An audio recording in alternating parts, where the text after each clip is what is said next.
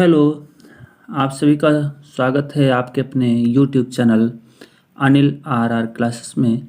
आज हम कक्षा 10 का विज्ञान विषय लेकर के आए हैं, जो परीक्षा की दृष्टि से बहुत इम्पोर्टेंट प्रश्न हमने चूज़ किए हैं कि ये प्रश्न बहुत इम्पोर्टेंट है और मैंने टाइम दे करके ये प्रश्न सेलेक्ट किए हैं कि ये प्रश्न जो है ना बार बार आए हुए हैं और आते भी हैं। तो चलिए शुरू करते हैं आज के ये सारे प्रश्न आंसर सहित। ठीक है, तो पहला प्रश्न हम पढ़ते हैं। समतल दर्पण के सामने एक वस्तु दर्पण से 10 सेंटीमीटर की दूरी पर रखी गई है। दर्पण से प्रतिबिंब की दूरी ज्ञात करो। ये मैंने समतल दर्पण अज्यूम कर लिया। ठीक है, अब इसके बाद ये क्या है, इसका मुख्य अक्ष है। अब इसके बाद मैंने कहा कि 10 सेंटीमीटर की दूरी पर वस्तु रखी है। यहाँ पर 10 सेंटीमीटर, यहाँ से देखा जाए तो ये कितना है, 10 सेंटीमीटर मैंने मान लिया, अज्यूम कर लिया। ठीक है, अब ये मैंने वस्तु यहाँ पर रख दी और हमने कहा इसका प्रतिबिंब कहाँ पर बनेगा, तो देखेंगे ये मुख्य अक्ष के समांतर ये किरण गई।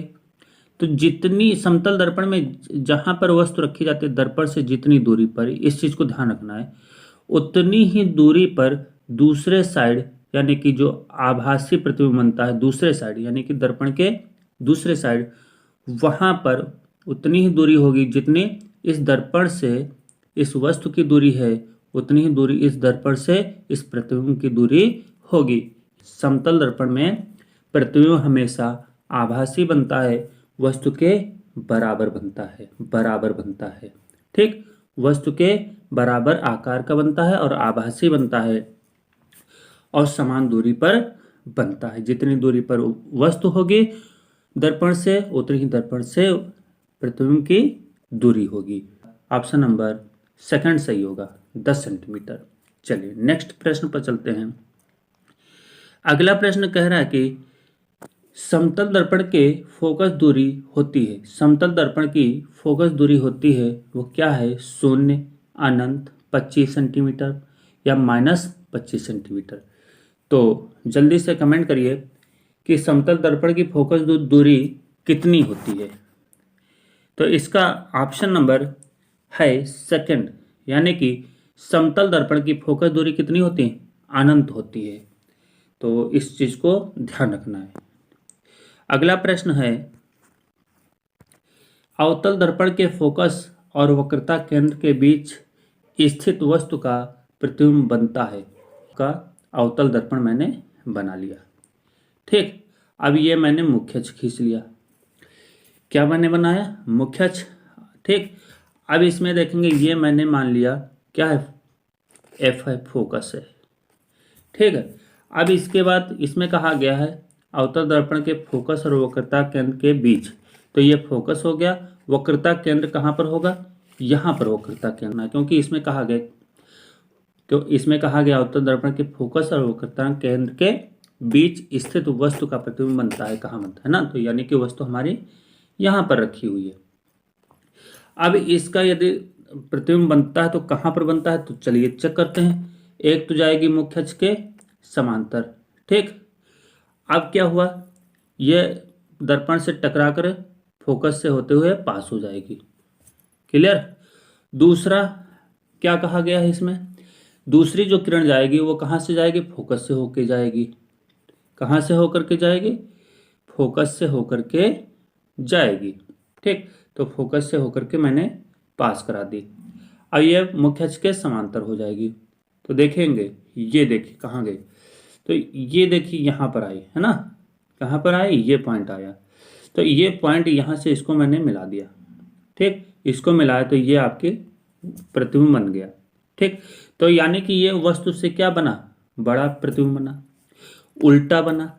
और दर्पण के पहले जो भी प्रतिबिंब बनते हैं किसमें, अवतल दर्पण में, अवतल दर्पण के जो पहले प्रतिबिंब जितने बनते हैं वो सारे के सारे वास्तविक होते हैं। क्या होते हैं, वास्तविक। तो चलिए इसके ऑप्शन हम चेक कर लेते हैं।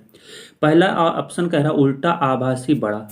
ठीक, ये इसमें देखेंगे तो ये आपका उल्टा तो है लेकिन आभासी नहीं है। आभासी क्योंकि मैंने कहा ना वास्तविक, तो दर्पण के पहले क्या होना चाहिए, वास्तविक। तो पहला ऑप्शन गलत हो गया। दूसरा है उल्टा वास्तविक बड़ा, तो उल्टा भी है, वास्तविक भी है, और वस्तु से बड़ा भी है। तो यानी कि ऑप्शन नंबर आपका ये सेकंड वाला सही हो जाएगा। अगला प्रश्न है 4 नंबर, अवतल दर्पण के सम्मुख ध्रुव और फोकस के बीच स्थित वस्तु का प्रतिबिंब बनता है। यानी कि ये आपका क्या है, अवतल दर्पण है। ठीक, अवतल दर्पण मैंने बना लिया। ठीक, अब इसमें कहा गया है अवतल दर्पण के सम्मुख ध्रुव, तो यहाँ पर हमने कहा कहीं ध्रुव होगा, यानी कि ध्रुव आपका ये रहेगा। इसमें कहा गया है ध्रुव और फोकस के बीच, तो हमने कहा ये फोकस मान लेते हैं, ये फोकस है यानी कि एफ है। क्या है, एफ। एफ से फोकस होता है। अब इस वस्तु को मैंने यहाँ पर रख दिया। अब इसका प्रतिबिंब कहाँ बनता है, तो चलिए देखते हैं। एक तो मुख्य अक्ष के समांतर प्रकाश की किरण जाएगी और कहाँ से, दर्पण से टकरा करके कहाँ से वापस होगी, फोकस से। तो हमने इसको डॉट डॉट में ऐसे दिखा दिया क्योंकि गंदा डायग्राम ज़्यादा ना हो, समझ में आ जाए। तो ये देखिए फोकस से पास मैंने करा दी। तो दूसरी जो किरण है वह वक्रता केंद्र से पास होती है। तो देखेंगे ये मान के चलो ये आपका वक्रता केंद्र है यानी कि सी है। अब ये वक्रता केंद्र से क्या हुए, जाती हुई प्रतीत होगी। तो देखेंगे यानी कि वस्तु के सिरे को वक्रता केंद्र को मिला देंगे ऐसे, इस तरीके से। ठीक, और इसको, इस किरण को क्या थोड़ा सा और बढ़ा देते हैं। तो ये देखो कहीं काटेंगी, तो ये देखिए काट रही है ना, कहाँ पर काट रही है, यहाँ पर काट रही है, यहाँ पर काट रही है, ये पॉइंट काट रही है। तो यहाँ से मैंने डॉट डॉट में दिखा दिया। ये आपकी क्या है, ये आपकी वस्तु का प्रतिबिंब है। तो यानी कि ये वस्तु है, ये आपकी वस्तु है, और वस्तु का प्रतिबिंब कहाँ बन रहा है, ये बन रहा है। ठीक, अब ऑप्शन में देखते हैं। फर्स्ट ऑप्शन सीधा है ना, यानी कि जो प्रतिबिंब बनता है सीधा बनता है। तो हमने कहा चलो ठीक देख लेते हैं। तो यानी कि प्रतिबिंब तो सीधा बन रहा है। फिर आभासी, तो आभासी भी बन रहा है। क्यों, क्योंकि दर्पण के दूसरे साइड बन रहा है। अवतल दर्पण के दूसरे साइड यदि प्रतिबिंब बनता है तो वहां पर आभासी बनता है, और एक ही स्थिति में आभासी बनता है अवतल दर्पण में। क्यों, क्योंकि फोकस और ध्रुव के बीच जब वस्तु होती है तभी आभासी बनता है, अन्यथा आभासी अवतल दर्पण में प्रतिबिंब नहीं बनता है। इस चीज को ध्यान रखेंगे। तो इसमें और अगला पॉइंट इसमें दे रखा छोटा, तो छोटा तो है नहीं भाई। देखो ये वस्तु क्या है, छोटी है, और प्रतिबिंब क्या है, बड़ा साइज है। तो इसलिए ये आपका ऑप्शन जो है ना फर्स्ट वाला है क्या है, गलत हो जाएगा, इसको नहीं लेंगे। चलिए अगला ऑप्शन देख लेते हैं। अगला ऑप्शन क्या होगा ये चेक कर लेते हैं। ठीक है, अगला ऑप्शन है सेकंड वाला सीधा, तो सीधा तो बना है। आभासी, आभासी पर बना है। बड़ा, तो बड़ा तो बना है। यानी कि ये आपका ऑप्शन नंबर सेकंड सही है। प्रश्न नंबर 5 कह रहा है कि संयुग्मी फोकस संभव है केवल किसमें संभव है, उत्तल दर्पण में, अवतल दर्पण में, समतल दर्पण में, या इनमें से कोई नहीं। आपका ये दर्पण है, कौन सा, अवतल दर्पण। खास कर इस चीज को ध्यान रखेंगे, पहला पॉइंट मेन इंपॉर्टेंट है, संयुग्मी फोकस अवतल दर्पण में ही बनता है। इस चीज को ध्यान रखें, और किसी में नहीं बनता है। ठीक, तो अवतल दर्पण मैंने बना लिया। ठीक, अब ये मैंने मुख्य अक्ष खींच लिया, ये आपका एफ हो गया, ये आपका सी हो गया, यानी कि वक्रता केंद्र सी, एफ यानी कि फोकस। अब जब भी कोई वस्तु, सपोज दैट ये मैंने वक्रता केंद्र पर वस्तु मैंने रख दी, इसका यदि प्रतिबिंब बनता है तो मुख्य अक्ष के समांतर यदि कोई किरण गई, फोकस से होकर के पास हो गई। ठीक, दूसरी किरण फोकस से गई और मुख्य अक्ष के समांतर होकर के पास हो गए, तो ये देखिए प्रतिबिंब बना। ठीक, अब यानी कि अगर जो हम वस्तु को ओ पर रखते हैं और प्रतिबिंब आई पर बनता है। ठीक, और यदि हम किसी वस्तु का प्रतिबिंब आई पर बन रहा है और वस्तु कहाँ रखी, ओ पर रखी है, और यदि वही वस्तु हम आई पर रख दें और प्रतिबिंब कहाँ बन जाए, ओ पर बन जाए, तो उससे हम कहते हैं संयुग्मी फोकस। यानी कि सपोज दैट ये वस्तु है, ऐसे समझो, इसको मैंने रख दिया आई पर, तो प्रतिबिंब कहाँ बनेगा, ओ पर। और यदि वस्तु को हम कहाँ रखते हैं, ओ पर रखते हैं, और प्रतिबिंब कहाँ बन जाए, आई पर बन जाए, ठीक, तो वहां पर क्या होगा, संयुग्मी फोकस होगा। यानी कि उसकी स्थिति बदल देने पर एक दूसरे पर, और उसका प्रतिबिंब बराबर क्या हो रहा है, बदल रहा है। यानी कि वस्तु यदि आई पर रखी है, वस्तु आई पर रखी है तो प्रतिबिंब ओ पर बन जाए, और यदि वस्तु ओ पर रखी है तो प्रतिबिंब आई पर बन जाए, यानी इंटरचेंज हो जाए, तो उससे ही हम क्या कहते हैं, संयुग्मी फोकस कहते हैं। ठीक है, चलिए आगे चलते हैं। अगला पॉइंट कह रहा है कि 6 नंबर, फोकस दूरी एफ वक्रता त्रिज्या आर के बीच संबंध है। तो फोकस दूरी यानी कि एफ और वक्रता त्रिज्या आर में संबंध होता है r/2 का। इस चीज को ध्यान रखेंगे, एफ बराबर r/2। क्या कोई ऐसा रिलेशन इसमें है, नहीं है, है ना। तो ऐसा करते हैं, 2 इधर भेज देते हैं, तो क्या आ जाता है, r = 2f आ जाता है। क्या ऐसा कोई रिलेशन है इसमें, कह दो है। कहाँ, एफ आर बराबर 2f, ऑप्शन नंबर 4 सही है। समझ पाए ना। तो ये आपका ऑप्शन नंबर 4 सही। नेक्स्ट क्वेश्चन है 7 नंबर, किसी वस्तु का वस्तु से बड़ा आभासी प्रतिबिंब बन सकता है कब। किसी वस्तु का वस्तु से बड़ा आभासी प्रतिबिंब बन सकता है, कब बन सकता है, ये आपको बताना है। तो इसका ऑप्शन नंबर 3 सही है। ऑप्शन नंबर 3 क्या है, अवतल दर्पण के द्वारा। ठीक। क्वेश्चन नंबर 8 कह रहा है कि 8 ये कह रहा है कि किसी दर्पण में वस्तु का प्रतिबिंब सदैव वस्तु से छोटा, सीधा व काल्पनिक बनता है, किसमें, समतल दर्पण में, उत्तल दर्पण में, अवतल दर्पण में, या कोई नहीं। तो जल्दी से कमेंट करेंगे।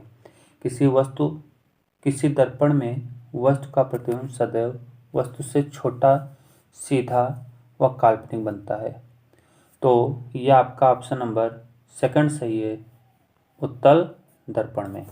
ठीक है। प्रश्न संख्या 9 है, समतल दर्पण के द्वारा बने प्रतिबिंब का आवर्धन कितना होता है। मोस्ट इंपॉर्टेंट प्रश्न, समतल दर्पण के द्वारा बने प्रतिबिंब का आवर्धन कितना होता है, तो इसका ऑप्शन नंबर 4 सही है। यानी प्रश्न संख्या 10 कह रहा है कि सड़कों पर लगे लैंप के ऊपर किस प्रकार के दर्पण का उपयोग किया जाता है, उत्तल दर्पण, अवतल दर्पण, उत्तल अवतल दोनों, या इनमें से कोई नहीं। तो जो सड़कों पर लगे लैंप होते हैं, यानी कि जो लाइटें होती हैं खंभों में जो लगी होती हैं, उनमें कौन से दर्पण का उपयोग किया जाता है, तो उसका ऑप्शन नंबर 1 सही है, यानी कि उत्तल दर्पण। उत्तल दर्पण का उपयोग जो है ना, 4 व्हीलर या 2 व्हीलर है ना, उसमें भी दर्पण का उपयोग किया जाता है, पीछे आते जाते वाहनों को देखने के लिए। ठीक है। अगला प्रश्न है 11 नंबर, एक दर्पण की फोकस दूरी f है, यदि उसे 2 भागों में काट दें तो प्रत्येक भाग की फोकस दूरी क्या होगी। तो इसका ऑप्शन नंबर कौन सा सही है, जल्दी से कमेंट करना है आप लोगों को। तो इसका ऑप्शन नंबर 4 सही है, यानी कि f होगी। ठीक। यदि हम दर्पण की फोकस दूरी क्या होती है, f बराबर r/2 होती है। यदि हम इसको आधा कर दें तो f/2 लिखेंगे। ठीक, r/2 लिखा है, इसको भी तो आधा करना पड़ेगा। ठीक। अब इन दोनों का क्या हो जाएगा, गुणा हो जाएगा, तो क्या आएगा, f/2 बराबर r/4। ठीक। अब ये 2 से यदि 2 कैंसिल कर दो तो क्या आ जाएगा, 2 से 2 कैंसिल हो जाएगा, तो f बराबर r/2 ही तो बचेगा। तो यानी कि मान क्या, फोकस दूरी में कोई परिवर्तन नहीं हुआ, कोई नहीं परिवर्तन ना, तो इसका ऑप्शन नंबर कौन सा सही है, 4 वाला सही है। आगे चलते हैं। प्रश्न संख्या 12 कह रहा है, गोलीय दर्पण द्वारा बने प्रतिबिंब के रेखीय आवर्धन के लिए सूत्र लिखिए। तो इसका आवर्धन का जो सूत्र होता है वो ऑप्शन नंबर 4 सही है, यानी कि m बराबर -v/u। v आपका जहां प्रतिबिंब की स्थिति दर्पण से है या प्रतिबिंब की लंबाई कह सकते हैं, और दूसरा u जो है ना, वस्तु की स्थिति या प्रतिबिंब की लंबाई कह सकते हैं। चलिए आगे दे रखा है प्रश्न संख्या 13 कि गोलीय दर्पण का सूत्र लिखिए। तो इसका ऑप्शन नंबर फर्स्ट सही होगा, क्योंकि 1/f बराबर 1/v प्लस 1/u होता है इसका फॉर्मूला। आगे चलते हैं। नोट में खासकर आप लोगों के लिए इतने प्रश्न आपको छोड़ना नहीं है। यदि आप ये छोड़ दिए तो आपके ये कम से कम 5 नंबर आपके जरूर छूट जाएंगे। ठीक, तो इन प्रश्नों को आप अच्छे से याद कर लेंगे और तभी आप परीक्षा देने जाएंगे बोर्ड परीक्षा में। ठीक, तो बोर्ड परीक्षा में 2020-21 के 99.99% आने के संभावित प्रश्न मैंने इसमें लिखे हैं, जो कि 100% लगभग में आते हैं। और कोई ना कोई आपके 7 सेट बनते हैं बोर्ड परीक्षा में कक्षा 10 के, कोई ना कोई सेट में ये प्रश्न जरूर आते हैं। तो इसलिए आप लोग इनको अच्छे से याद रखेंगे। पहला प्रश्न है, प्रकाश का परावर्तन किसे कहते हैं, इसके नियम लिखिए।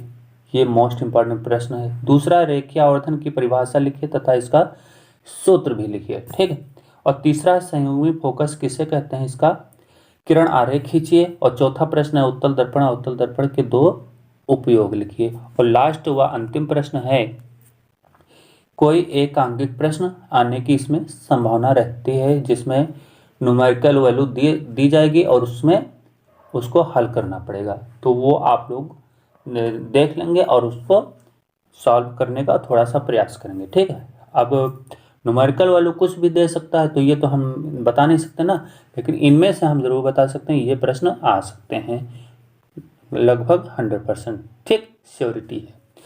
तो चलिए, आज की वीडियो कैसी लगी आप लोग हमें ज़रूर लिखेंगे। ठीक है, और उसके बाद अगर जो इसके अगले चैप्टर की आपको चाहिए इम्पॉर्टेंट क्वेश्चंस, तो हमें ज़रूर लिखेंगे, हम आपको वो क्वेश्चंस ज़रूर प्रोवाइड करेंगे वीडियो के थ्रू। तो चलिए, आज की वीडियो यहीं पर वाइंड अप करते हैं। नेक्स्ट वीडियो के साथ नेक्स्ट डे फिर मिलते हैं। तब तक के लिए नमस्कार बच्चों।